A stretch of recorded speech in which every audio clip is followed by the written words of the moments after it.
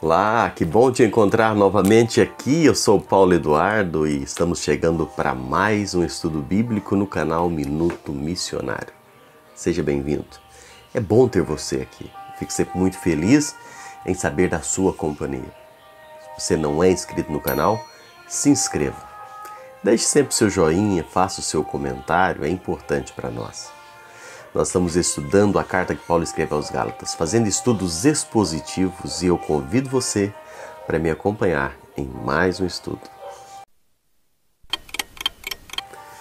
Nós estamos estudando o capítulo 4 da carta que Paulo escreve aos Gálatas. Nós vamos hoje seguir a partir do versículo 8, quando Paulo fala sobre o domínio do legalismo. O apóstolo Paulo ele faz aqui uma aplicação aos crentes da Galácia, mostrando quem eles eram antes de Cristo, o que eles se tornaram em Cristo e o que eles estavam voltando a ser depois de Cristo. Paulo faz esta explanação aqui. Eles desistiram do poder do Evangelho, estavam voltando para a fraqueza da lei, eles abdicaram da riqueza do Evangelho em troca da pobreza da lei.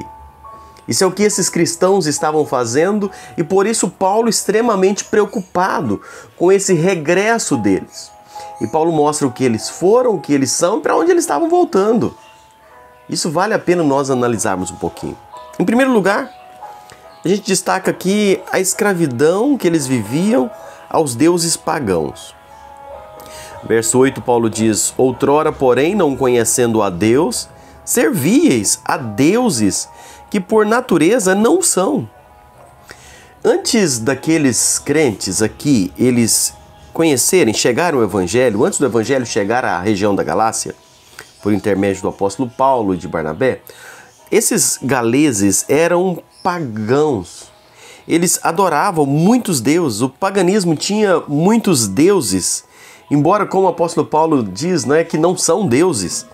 Mas eles não conheciam o Deus verdadeiro, eles serviam a esses deuses estranhos. Eles, na verdade, estavam cegos espiritualmente, eles serviam a esses... estavam no berço das trevas, né? E assim caminhavam. E Paulo diz, olha, vocês viveram assim anteriormente. E depois ele diz, eles se converteram ao Deus verdadeiro. E Paulo diz no versículo 9, mas agora que conheceis a Deus, ou antes sendo conhecidos por Deus...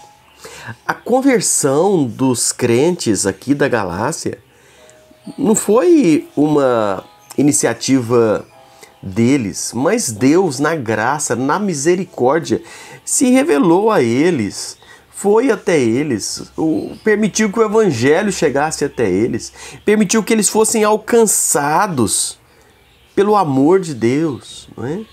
Sabemos, a Bíblia diz que não somos nós quem amamos a Deus, mas Deus nos amou quando nós estávamos mortos, os nossos delitos e pecados. E Paulo traz isso para eles. Vocês foram conhecidos por Deus. Deus chamou vocês, Deus preparou os meios, vocês foram salvos. Salvação deles não foi questão de mérito, não foi qualidade deles.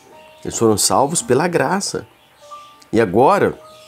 Paulo volta dizendo ainda no versículo, a parte B do versículo 9 e o versículo 10, Paulo diz, e como vocês estão voltando outra vez aos rudimentos fracos e pobres, aos quais de novo quereis ainda escravizar-vos?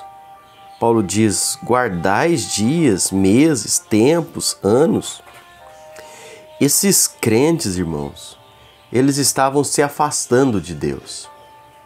Eles estavam de forma ingrata, voltando à escravidão, ao legalismo.